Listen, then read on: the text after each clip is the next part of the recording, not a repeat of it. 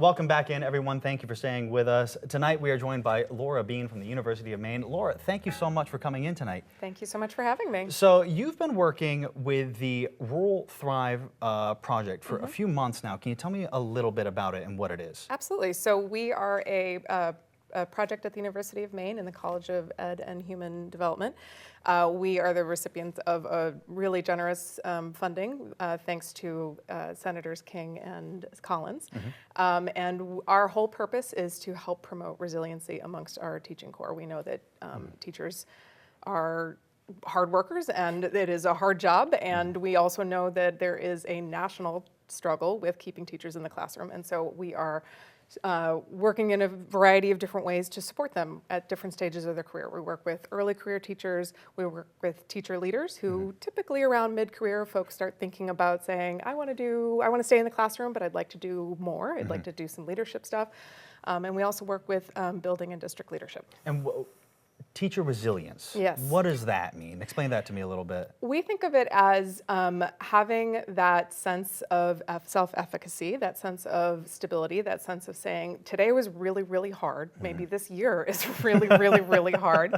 But I can do it, and I want to do it, and I have the support that I need and the community that I need in order to do that and do it well. Now, you were telling me before the interview a little bit how paramount it was during your early career as an educator to have that kind of support system where you've got people to lean on, you have other teachers that go, look, I know this is hard, but it's all worth it. Tell me about that a little bit. Yeah, so I was really fortunate to get a lot of support early on in my career, and that came from both a really strong mentorship program, it came from really great instructional support, and then even as my career progressed, I had a really wonderful network of teachers who were experts at various different levels, and we could all work together and commune together and sort of say, God, can you believe that happened today together?